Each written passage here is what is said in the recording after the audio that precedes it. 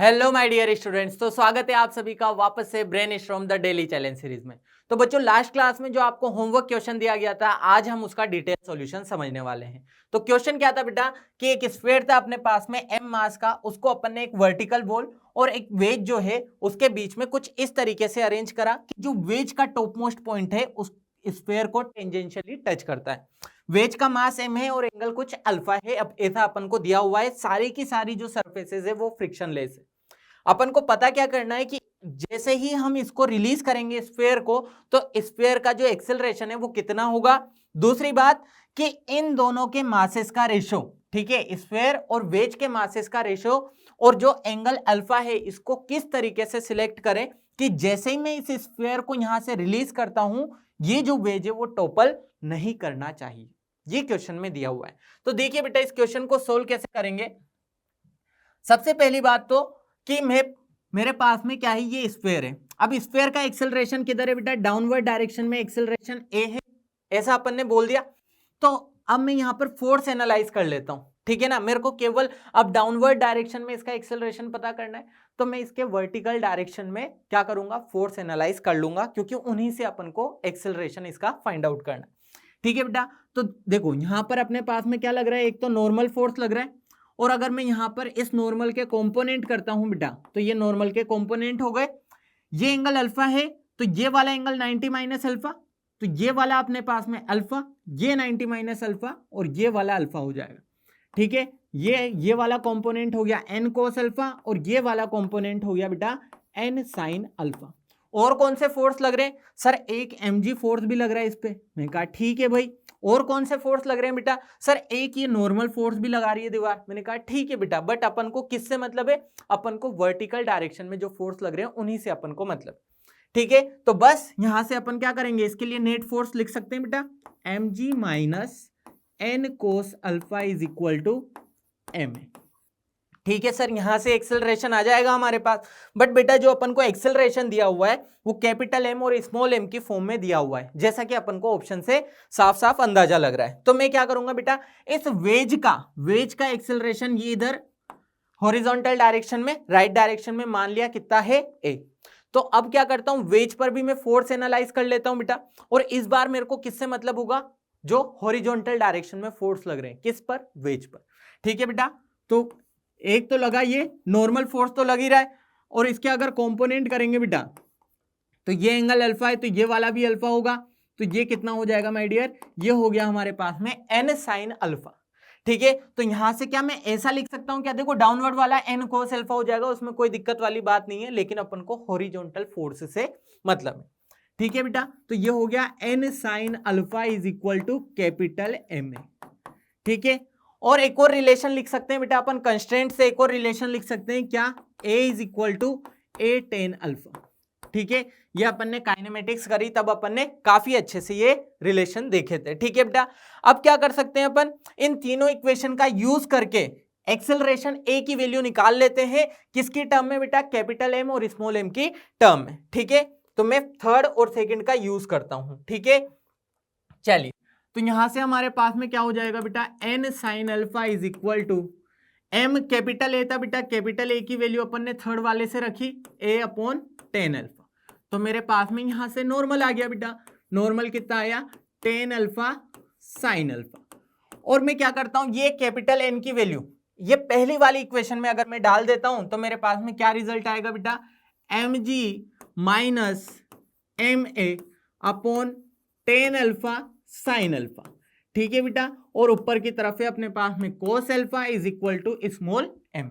इसको उधर ले जाते हैं बेटा, ठीक है ना, ध्यान से देखना, sine alpha upon cos alpha को क्या लिख सकते हो, टेन अल्फा, और tan alpha into tan alpha क्या हो गया, टेन स्क्वायर अल्फा। तो मैं इसको उधर भी लेकर जा रहा हूं। ठीक है माय डियर, तो ये हो गया M A plus M A, ठीक है, अपॉन में टेन स्क्वायर अल्फा। यहां से क्या कॉमन आ रहा है बेटा, यहां से कॉमन आ रहा है अपने पास में ए कॉमन आया बेटा, बची हुई टर्म को मैंने नीचे भेज दिया, ठीक है ना, डिवाइड में ए को कॉमन लेकर, तो ये हो गया M plus M upon tan square alpha. ये एक्सेलरेशन आ गया अपने पास में। लेकिन अभी भी हम ये ऑब्जर्व कर पा रहे हैं बेटा कि ऊपर की वाली टर्म में क्या नहीं है, हमारे पास एम नहीं है। ठीक है ना, तो एम नहीं है, तो यहां से स्मॉल एम कॉमन लो और ये m से m कैंसिल कर दो, ठीक है, और tan स्क्वायर अल्फा का क्या ले लो बेटा, एलसीएम ले लो, ठीक है ना। तो ये अपने पास में रिजल्ट क्या बन जाएगा, g tan square alpha upon में tan square alpha plus capital M upon small m is equal to क्या आ गया बेटा, अपने पास में एक्सेलरेशन आ गया। तो अपने पास ये जो बी ऑप्शन है वो करेक्ट है, ठीक है, अपन को साफ साफ यहां से एनालाइज हो रहा है। अब दूसरी बात क्या बेटा, अपन को उनके मासेस का रेशियो और अल्फा के बीच में रिलेशन चाहिए ताकि वो टोपल जो वेज है वो टोपल ना करे। तो हमने क्या करा, ये वेज बना दिया भाई, ठीक है ना, ये हमने वेज बनाया और हमको क्या करना है बेटा, अब टोपल नहीं करने देना है इसको, ठीक है ना। तो मैं क्या कर रहा हूं, इस पॉइंट के अबाउट क्या कर रहा हूं, टॉर्क बैलेंस करा रहा हूं। सबसे पहले तो फोर्स एनालाइज करो बेटा, फोर्स एनालाइज करा सर, एक तो इस पर लग रहा है कैपिटल एम जी, सबको पता है भाई, ठीक है, एक लग रहा है इस पर नॉर्मल फोर्स, और नॉर्मल फोर्स के अपन ने कंपोनेंट लिए थे बेटा एन साइन अल्फा अपॉन में एन कोस अल्फा, और सर इसके अलावा एक बेटा इस पर ऊपर की तरफ नॉर्मल फोर्स भी लगेगा, ठीक है ना, जो ग्राउंड लगाएगा एन डैश। अब आपको ध्यान से पता होगा बेटा कि जो अपने पास में वेज है वो ए एक्सेलरेशन से जा रहा था, ठीक है ना, ए एक्सेलरेशन से जा रहा है, तो मैं इसी फ्रेम पर बैठकर ऑब्जर्व कर रहा हूं, तो सूडो फोर्स लगा देंगे कितना बेटा, कैपिटल एम, ठीक है।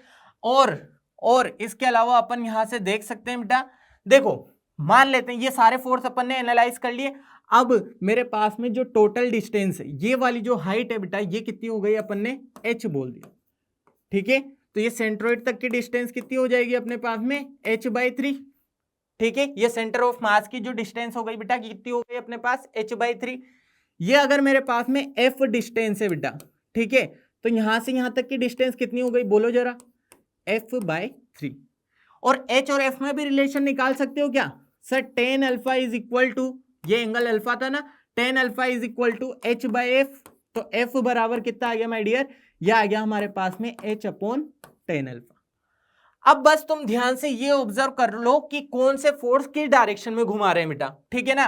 अपन को क्या करना है, देखो एंटी क्लॉकवाइज डायरेक्शन में घूम नहीं सकता क्योंकि वॉल जो है वो सपोर्ट कर देगी, ठीक है ना। तो फिर बचा कौन, अपन को ऐसा करना है कि जो एंटी क्लॉकवाइज में घुमा रहा है वो ज्यादा हो जाए या इक्वल हो जाए, ठीक है ना, किसके, जो क्लॉकवाइज डायरेक्शन में घुमाने वाले फोर्स है उसके, ठीक है। तो बेटा एम ए को अगर तुम ध्यान से देखोगे तो ये कैसे घुमा रहा है, एंटी क्लॉकवाइज, ठीक है ना, आर क्रॉस एफ, ठीक है ना, ये अपने पास में एम ए फोर्स, ये वाली डिस्टेंस आर, तो आर क्रॉस एफ, ठीक है। और अगर अपन एम जी को देखें बेटा, तो ये तो एम जी और ये distance vector form tail to tail मिलानी है, ये अपने पास में आर क्रॉस एफ, ठीक है, ये भी अपने पास एंटी क्लॉकवाइज, ठीक है सर। और बेटा ये एन साइन अल्फा, ये कैसे घुमाएगा सर, डिस्टेंस ऐसे, तो आर क्रॉस एफ कैसे हो गया फिर, ये क्लॉकवाइज, ठीक है बेटा, ये अपने पास में क्लॉकवाइज, तो ये ज्यादा होने चाहिए एंटी क्लॉकवाइज, ठीक है ना, वाले जो टॉर्क बनेंगे। अब देखो यहां से टॉर्क अपन कैलकुलेट कर लेते हैं, तो जल्दी से बताओ मेरे को टॉर्क कितना होगा। सबसे पहले लिखा बेटा मैंने एम ए की वजह से, तो एम ए इंटू डिस्टेंस कितनी हो गई बेटा, डिस्टेंस कितनी हो गई यहां से h/3, ये हो गया h/3, प्लस यहां से देखेंगे बेटा mg के लिए देखो, तो mg के लिए देखो, mg इंटू सर ये हमारे पास डिस्टेंस हो गई f/3। मैंने कहा ठीक है बेटा, ये ज्यादा होने चाहिए या इक्वल होने चाहिए। अब देखो यहां पर कौन घुमा रहा है उसको, क्लॉकवाइज डायरेक्शन में, n sine alpha into h, ठीक है बेटा। अब यहां से वैल्यू पुट कर लेते हैं, जिसकी भी वैल्यू अपन डाल सकते हैं। तो यहां से देखो तो रिजल्ट m, a की वैल्यू कितनी हो गई बेटा, a/3 तो है सही, पहले से a की वैल्यू अपन ने इक्वेशन 3 से डाल दी, पहले पेज पर अपन ने लिखा था, into h plus mg, f की वैल्यू बताओ बेटा, h/tan अल्फा, तो ये हो गया 3 tan alpha greater than equal, ठीक है। n की वैल्यू और डाल दो बेटा, n की वैल्यू अपन ने फाइंड आउट करी थी ma/tan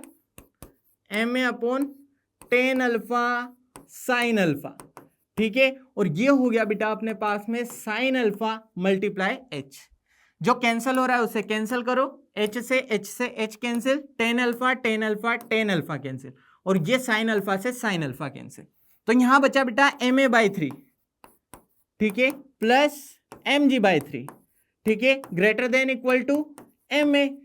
अब ma/3 को अगर बेटा मैं उधर लेकर जाता हूं तो मेरे पास रिजल्ट क्या आ रहा है, mg/3 greater than equal to ये हो गया एम ए बाय 3 माइनस करना है तो 2/3 एम ए, 3 से 3 कैंसिल, कैपिटल एम से कैपिटल एम कैंसिल, तो ए क्या आ गया बेटा, ए अपने पास में less than equal to g/2।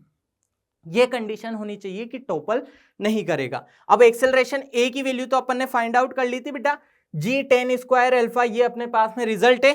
ये वैल्यू अगर मैं यहां पर डाल देता हूं तो क्या आ जाएगा, g/2 G 10 square alpha upon में capital M small M 10 square alpha. G से जी कैंसिल हुआ बेटा, ठीक है, 2 को उधर लेकर जाओगे 2 10 स्क्वायर अल्फा, ठीक है, और ये प्लस का 10 स्क्वायर पे इधर जाएगा, उधर जाकर क्या हो जाएगा बेटा, माइनस हो जाएगा, तो ये हो गया 10 स्क्वायर अल्फा और ये आ गया अपने पास में capital M upon small M. ठीक है माय डियर, तो अपने पास में कौन सा ऑप्शन करेक्ट हो जाएगा, सी वाला ऑप्शन भी अपना करेक्ट हो जाएगा, जैसा कि अपन को साफ साफ दिखाई दे रहा है। ठीक है माय डियर, तो आई होप दैट कि आप लोगों को ये क्वेश्चन अच्छे से समझ में आया होगा। तो आपको नेक्स्ट क्वेश्चन मिलने वाला है जो कि आपको होमवर्क में करना है और कमेंट सेक्शन में उसका आंसर करना है। Thank you.